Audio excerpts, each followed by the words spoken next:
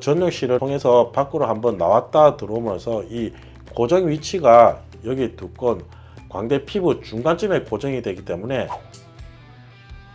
안녕하세요, K엔젤 성형외과 원장 권용석입니다. 오늘은 눈 밑 지방 재배치를 할 때 고정 방법에 대해서 설명드리는 시간을 가지도록 하겠습니다. 눈 밑 지방 재배치의 설명은 이미 많이 들었다시피 수술 과정에 있어서 눈 밑 지방을 아래쪽으로 이렇게 펼쳐주고 나면 펼쳐진 지방이 올라오지 못하도록 일로 실로 고정하게 되는데, 눈 밑 지방 재배치의 모든 과정이 중요하지만 재배치된 지방이 다시 올라오지 않도록 고정해주는 과정이 제일 중요하다고 생각하기 때문에 그 부분에 대해서 오늘 설명드리는 시간을 가지도록 하겠습니다.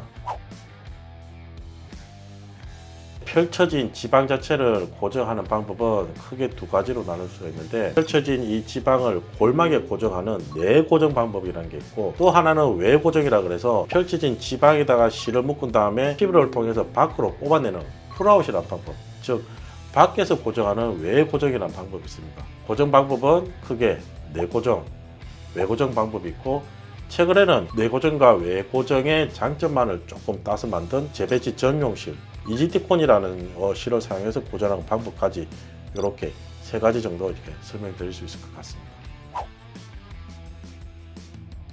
이 중에서 이제 내고정이라는 방식 자체는 충분한 이제 스페이스 자체가 보장이 돼야 됩니다. 그렇기 때문에 외고정보다는 절개가 조금 더 길어지게 되고 박리하는 범위도 조금 넓어지기 때문에 조직의 손상이 조금 더 있을 수가 있고, 숙련도에 따라서 이렇게 고정하는 시간이 조금 더 걸릴 수 있기 때문에, 간단하게 말씀드리면 장점은 안에서 고정하기 때문에 특별히 밖으로 보이는 흉터라든지 이런 게 없다. 단점은 절개가 좀 많아지고 박리가 좀 넓어질 수 있다. 그럼으로 인해서 숙련도에 따라서 회복기간이 조금 더 걸릴 수 있다는 거고, 외고정이라는 방법 자체는 박리를 그렇게 많이 하지 않더라도 실로 묶은 다음에 밖으로 빼기 때문에 비교적 조직의 손상이 조금 작다는 게 장점이 될 수 있고, 하나의 단점을 말씀드리면 밖으로 빼서 고정했던 실밥을 5일에서 일주일 정도 있다가 풀어주기 때문에 아주 가끔은 이 고정이 느슨해질 수가 있다고 설명드릴 수 있습니다. 이 역시 숙련도의 문제이기 때문에 제가 지금 말씀드리는 것은 일반적인 장점과 단점을 말씀드리는 것이지, 수술의 방법에 대해서 다 숙련도가 된다고 하면 내고정을 하든 외고정을 하든 크게 문제가 없다 생각되고, 외고정 같은 경우도 충분히 숙련에 의해서 잘 고정만 한다 그러면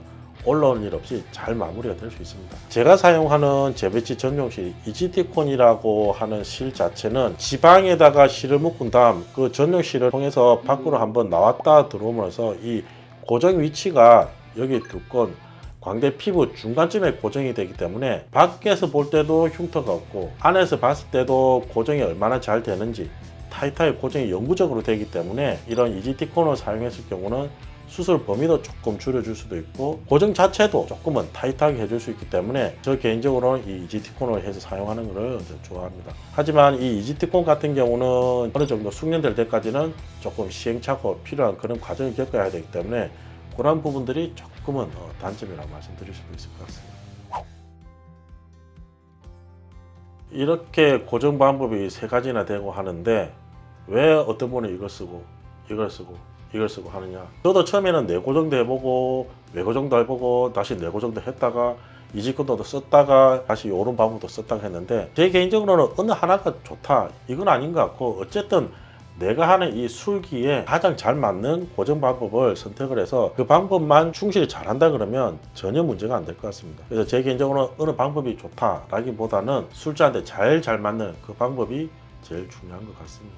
오늘은 눈 밑 지방 재배치 중에서 고정에 대해서 설명을 드리는 시간을 가졌습니다. K엔젤 성형외과 원장 권용석이었습니다.